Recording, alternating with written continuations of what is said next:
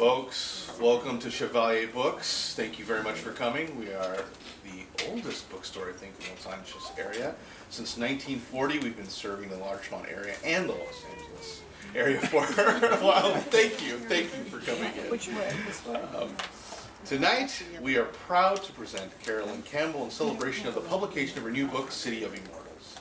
Carolyn is a published writer, an activist, and exhibited photographer. She has held positions at the Corcoran Gallery of Art in Washington, D.C., the American Film Institute, and the UCLA School of Art and Architecture. Please join me in welcoming Carolyn to our humble bookstore. Thank you, Dan. First of all, thank everyone for coming this evening. It means a lot. I mean, I'm looking at this audience, and this spans about 35 years of my being in LA for all the connections I know, so thank you. And I also want to thank Chevaliers Books. Thank you very much. And a shout out for supporting independent booksellers. Yes. And a big deep bow to, oops, here we go. Feedback? Okay. To Gordon Goff, my publisher, without whom I would not be here. I thought it would be important to maybe go back and look out exactly how I arrived at this place. I didn't initially, when the book started, couldn't connect the dots of where was this French connection? Why architecture? Why Paris? What was all of this about? But as projects will have, they reveal themselves to you in the process. So I grew up in Washington, D.C., and one of the first things I did as a youngster was fly my kite illegally then, I didn't know at the time, but at the base of this 500-foot obelisk, the Washington Monument. And I would run the length of the reflecting pool here on the mall. And it really wasn't until high school that I learned that Washington, D.C. was planned by a Frenchman, Pierre Charles L'Enfant. So there was, the seed was planted, the history was there. D.C. has a lot of similarities with Paris, very wide, wonderful boulevards, gardens, open green spaces for strolling, and all of it leading to a body of water in Washington, the Potomac River, in Paris, the Seine. So, at age 8, I would take the Potomac Park bus down Pennsylvania Avenue, past the White House, take a left turn on New York Avenue, and I took the Saturday children's art classes at the Corcoran Gallery of Art, which I then discovered that revered American architect Frank Lloyd Wright called the best example of Beaux-Arts architecture in all of the United States. So again, check, too, French influence on Carolyn. And it was wonderful because I would wander these mammoth halls. The atrium spans 2 stories. It's a 40-foot Doric colonnade, and I was just, enchanted as a young woman, wandering those halls. And who would have imagined that about 20 years later, I was hired as the first PR and events director of that museum? Go figure. I think, fate was definitely at work here. And this is really where the story begins about this connection. I was at a staff meeting, and the conservator, who moonlighted as a travel agent, came to me and said, "Carolyn, somebody just canceled in my charter. Would you like a round-trip ticket to Paris? All you have to do is pay the tax." I went, that would be a yes. So it was set. I was going to Paris, and about a week later, I'm at an art opening at the museum, and a young artist came up to me and said, "Carolyn, I hear you're going to France." And I said, "Yes, this will be my first time in Paris. I'm so excited." He goes, "You have to go to Père-Lachaise Cemetery." I kind of stopped. I said, "I'm going to Paris and I want to spend time in a cemetery." And he goes, "Aren't you a big fan of Oscar Wilde?" And I said, "Yes, lifelong." And he goes, "My ancestor, Jacob Epstein, carved his monument." And I went, okay, my first destination. So it was very synchronistic. There was a lot of excitement, but also trepidation because of going to a cemetery. I had never had an experience with a cemetery before, other than when I was about 11 years old. My grandfather died, and he was buried in military honors at Arlington. There was a lot of ceremony, but it was, to me, I used to tell my grandmother, why all these chiclets lined up? It was, the image of all these little white identical scaled little tombstones I never really kind of understood. So my first visit was in 1981, and I was really enthralled by just the simple thing of arriving here at the metro station on Boulevard Menilmontant, and you could see just above the wall the kind of pediments of the cemeteries peeking out, and I was totally enchanted. So after spending a couple of weeks in Paris and pretty much spending a lot of time in the cemetery, I called a colleague of mine, Joe Cornish, in the UK. And at that time, he was a rock and roll portrait photographer. And I said, do you think you could switch gears? I think there's something really special here. And our idea was to do like a nostalgic photo album of like this Ritz of Elysium. So our journey began in 1982. And let's see. Of course, Joe and I thought we discovered Père-Lachaise, even though it had been established in 1804. But then we discovered that 3.5 million people come to Père-Lachaise every year. And it is the 4th most popular destination behind the Arc de Triomphe. I have to always get these: Arc de Triomphe, the Eiffel Tower, and Notre Dame Cathedral. One of the things that was disappointing when we got there is that it's 107 acres, which is glorious, but they give you a little tiny map. That is some of the, just a quick, how many people have been to Père-Lachaise here? Fellow taphophiles, thank you. So they give you this map, and they'll have a little designation. Okay, here's Chopin. Great, I'll go there. Well, Chopin is in the midst of about 30 tombs. So if you really don't know what you're looking for, it's a labyrinth and can be very frustrating if you have limited time. So my initial project was to design a map. And then when technology came into vogue, someone said, why don't you make a GPS app? And I am not the most techie person, but I found a wonderful group in New Zealand who gave me a great template, so I built this app. With all that material, it became, it kind of got revealed to me that maybe I had the makings of a book. And I think I just looked at my pictures, and I think okay. And this was atypical of really a sampling about every corner that you turn, you'll see some amazing figure like this. So quite frankly, if you don't have a map, getting lost is half the fun. I've been going there for 30 plus years, and I continue to discover more fascinating monuments, little niches. This is in the, for those who are familiar with the 11th, it's this Avenue de Lille, which is the old Romantic section, and it's one of the oldest sections in the cemetery. So I want to just share this because it's really one of my favorite quotes from Balzac. I seldom go out, but when I feel myself flagging, I go out and cheer myself up in Père-Lachaise. While seeking out the dead, I see nothing but the living.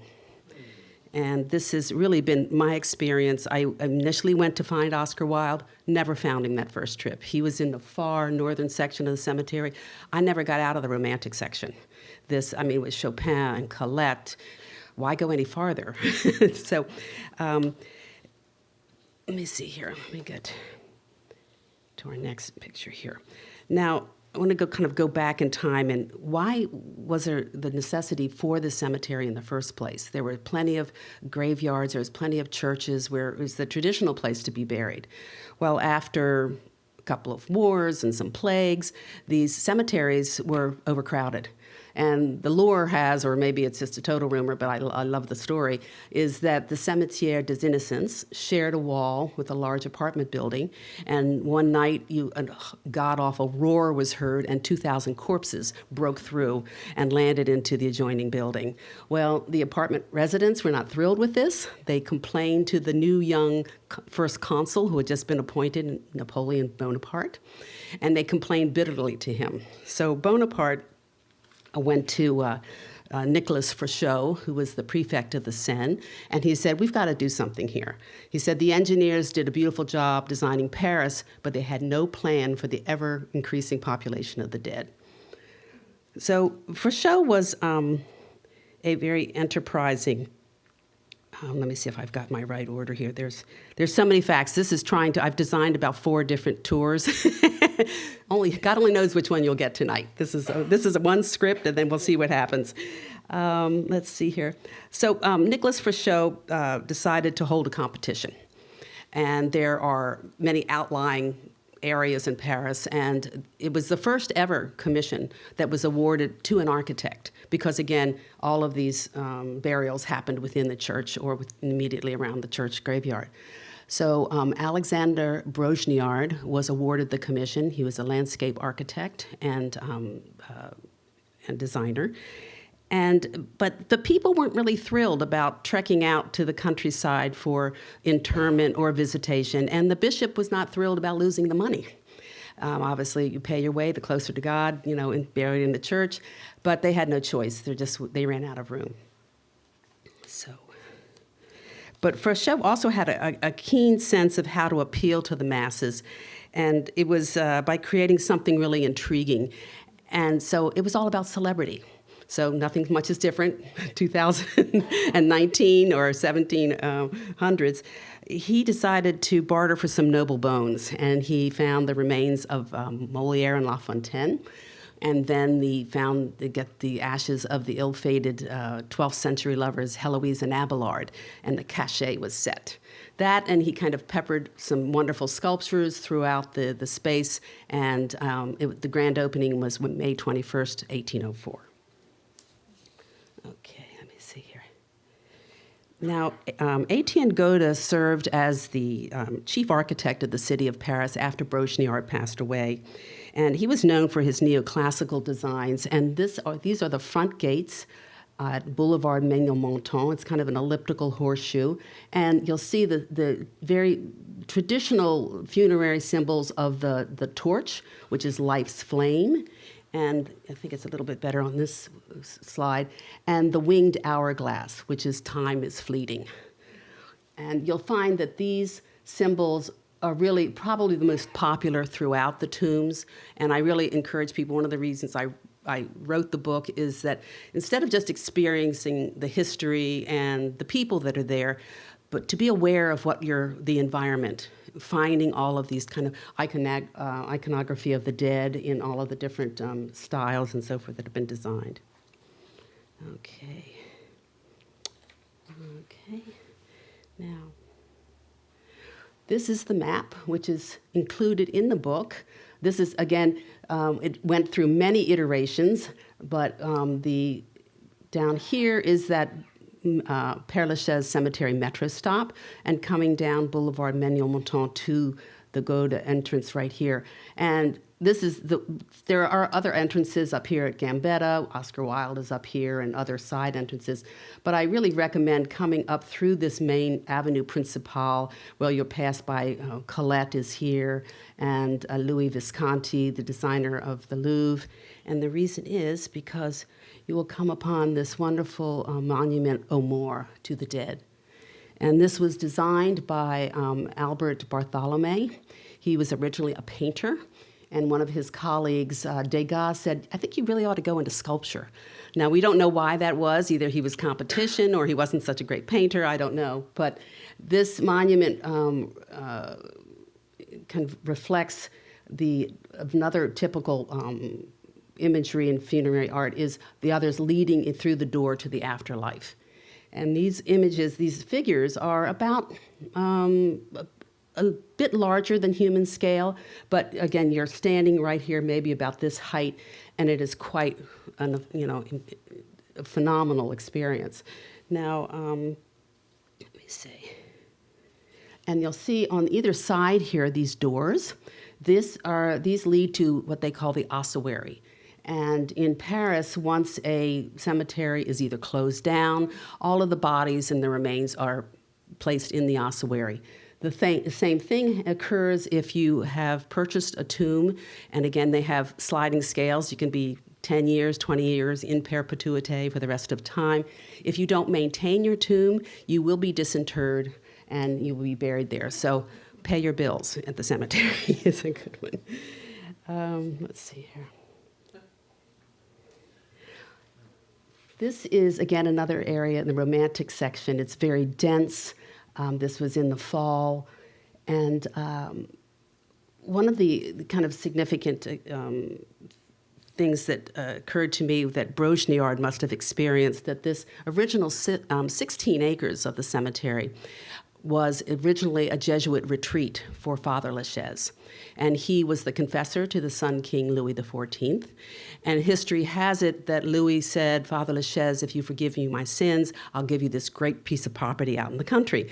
So obviously he said yes, and it was a very bucolic site. It was rolling hills, it had orchards, it had rose gardens. So Brongniart already stepped into a really ideal environment. A lot of wonderful topography of winding avenues, and again, this is a very dense area. There is also, it's very urban, that it has wide cobblestone alleys. So it was quite kind of an urban environment. But unbeknownst to me at the time that there are mountains in Paris. And Mont Louis was one, Montmartre, and Montparnasse. So this is about 1,000-foot elevation. So if you're visiting there in the winter, bundle up. It's very windy. I've been there in times when the wind was so fierce that they would clear out the cemetery so that you wouldn't be injured by falling branches and so forth from the trees. But it's breathtakingly beautiful. So let me see here. So I think I want to look at, no expense was spared with the families. Now, Napoleon wanted Père-Lachaise to be for everyone, not just the elite, but the common man. So you'll see the little modest, just a headstone, but you'll also see these wonderful family commissioned tombs. There's Romanesque and neoclassical. And so it reflects many periods and styles, and yet over time, like with the arrival of Baron von Haussmann, who created those broad boulevards at the Champs-Élysées, Paris lost a lot of its great architecture. There's still plenty there, but Père-Lachaise is like an outdoor museum of architecture and design spanning, centuries. So again, trying to make the experience more enriching for people, to keep an eye out for all those architectural treatments that literally are within 107 acres, instead of you would probably have to spend a week throughout Paris really exploring all these different architectural styles. This, again, reflection of Napoleon's military exploits in Egypt. So the obelisk was very popular throughout the cemetery. And this is Hector Guimard. He has about 2 of these Art Nouveau tombs in the cemetery that he designed. And he also designed the Paris Metro. So you'll see all of those beautiful ironworked Art Nouveau pieces throughout Paris. He is the designer of those. But their typical imagery on tombs were scary, bats and skulls. And I don't find them scary. Personally, I just love the bats. I'm looking for the bats all the time in the cemetery. They're carved on doors. This one was and there you'll see again the winged hourglass for time fleeting. And there's all kinds of symbolism. Every leaf, every flower, the pansy is the French word for pensée or thought. So there's pansies, there's palm fronds, there's the book. I try to include as many as possible. I think my next one's going to be a children's treasure hunt book, just to kind of go through. It is, again, Père-Lachaise is the largest open green space in Paris. So many people do come and stroll, whether or not they're visiting a family member or have a pilgrimage to a tomb. The cherub was the next kind of mode. The city of Paris wanted to get away from this macabre kind of Christian sadness around death. So they started to institute the image of the cherub, which was, and the angel. They come in all kind of different age groups. You'll see them adolescent, the infants. And they are supposed to be, it comes from the Greek word angelos, which is the messenger. So they carry messages to God. So they've kind of switched to this kind of nature-loving, and again, cimetière translate as a place to sleep. So again, this is a place of rest, and they were trying to replace, again, that soul effigy figure with something a bit more peaceful and, I think, comforting to people that were there. There's also a period when, trying to remember exactly the shift on this that happened, but I've always been thrilled to know that it was the architects that made this significant shift from the church-based cemetery to this more open nature, pantheistic view towards the afterlife, that they saw divinity in nature and not darkness. So Louis Belay, who was the mentor to Alexander Brongniart, he felt that a commission for a cemetery monument was far more important than a building. So shout out to architects. They really shifted this whole movement, which impacted not only European but American cemeteries, Mount Auburn in Cambridge, Massachusetts, Greenwood Cemetery in Brooklyn. There's numerous ones here. I would say probably Hollywood Forever is, again, a garden-style cemetery. So it's the granddaddy of all cemeteries. Now, there was also the what is called le douleur, or the grief figure, and the female figures throughout Père-Lachaise are very distinctive. They represent the seven, I always have to look this up because you would think a woman would remember this, but the 7 virtues of women: prudence, justice, temperance, fortitude, faith, hope, and charity. Powerful examples of how women are seen to embody some of the deepest qualities of the human condition. So again, and when there's a female at the tomb, it doesn't necessarily mean that there's a female buried there. It's to symbolize either grace or charity or something for the individual. But I always wondered when I saw this particular commission, I thought, can you imagine the family going for interment and they know the piece has been commissioned, and here is this damsel more in erotic rapture rather than grieving. But again, it's a beautiful figure, and I always am trying to think back at that time, you know, what was this response from this family? When the sculpture was made, were they made somewhere else and brought it over there, or made it there? Most of them, well, it's different, and because some are commissioned, like, and I'll talk about it in a second about Oscar Wilde's tomb, was done, it was a 10-ton monolith, was placed there on site, and the sculptor worked on site. You'll see a couple, not many, but the cherubs, it's like somebody was stamping out these sculptures. That little guy, he appears in several places throughout the cemetery. Let's see here. Now, what has become kind of increasingly evident to me that a lot of this beauty is in perilous, straits. That because of the mobs of people that are visiting the cemetery, many of them aren't aware that this is a place of reverence. There are families coming there. So in about the 90s, this habit of kissing Oscar Wilde's tomb. So you'll see all of these lip prints everywhere. And one of the advantages, I started out in Washington, D.C., researching this, and then in the early 80s, I moved to Los Angeles and discovered the William Andrews Clark Library in West Adams, which is the largest repository of Oscar Wilde transcripts, books, ephemera, anywhere in the world. So they have a lot of symposia, and I was lucky enough to meet Oscar Wilde's only grandson, Merlin Holland. So we had a discussion about, what do you think of this? And he said, well, he couldn't be offended because this is an expression of people's love of Wilde. But he said, on the other hand, it's going to destroy it. So it's very expensive because the French government, which oversees oversees Père-Lachaise, they have a lot of committees. You can imagine the bureaucracy of, approving who's going to do the restoration, and it's layers. There's an architectural committee, there's a restoration committee.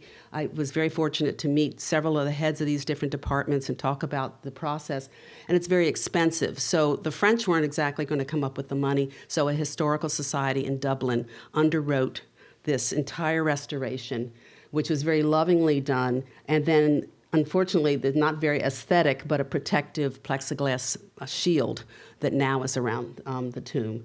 And again, as Andy pointed out, which ones are done on site. This was a 10-ton block that was delivered to the cemetery. And initially, again, this is an Assyrian figure, this winged Assyrian figure. And at one juncture, it's kind of funny that I took this picture that kind of showed it, but it had a very prominent male genitalia there. And it was censored by the French. And so it had a tarp over it for a long time. Then they put a kind of a bronze maple leaf over it. However, they were very pleased that the media, the press in France, loved the piece. They were really excited about it. It was a real departure from the atypical other figures. And so, unfortunately, what happened is that it was the kind of the last scandal associated with Wilde, as these pieces were knocked off, and they kind of sat as paperweights on the curator's office for a couple of years, and they finally disappeared. So, but what's happening is that because of things, a combination of acid rain, the trees, they no longer put any kind of pesticides out there, so the bugs are running rampant, and the moss, the growths. Early on, that picture of the O'Moore, that wonderful with the group of the figures going in, they've cut away all of those trees because the tree sap combined with the acid rain, combined with the moss, is slowly just eating away at these sculptures. So that, and unfortunately during, I guess it was really during the late 90s when the economy kind of tanked in France, and all of these bronze sculptures were disappearing because people were stealing them and selling them for scrap metal value. So statues that, fortunately, that I photographed in the early 80s were the last documentation. So a lot of them, and some, I know there's a wonderful bust of Bizet that David Donget sculpted, and got stolen and returned once, and they replaced it, and they said, maybe we're testing our fate, so they've taken it and put it in storage. For those who may have been there in the early 80s and saw Jim Morrison's tomb, there was a bust that a young Croatian sculptor had built and put on his tomb, and two kids on a motorcycle snatched it up and stole it in 1988. So, I mean, it's, again, on Morrison's tomb, on the July 3rd anniversary of his death, they have policemen, they have, kind of like crowd barriers, because tens of thousands of people come and make the pilgrimage to his grave site. So it's a lot to maintain. So that, and people are always coming with mementos and, a lot of really deep, resonant feelings about coming to see people like Proust and Colette and so forth. So I encourage people, come, bring your flowers, bring mementos, don't take anything out, because it would be great for this to be there for, again, another 200 years. So in closing, there's this wonderful, a friend of mine, he was describing his experience of Père-Lachaise. He said, "We are confronted with the great paradox of this vast burial ground, which embraces serenity, horror, anguish, and acceptance, the grand sweep of the human experience. Day after day, year after year, the city of Immortals awaits its next visitors." Thank you.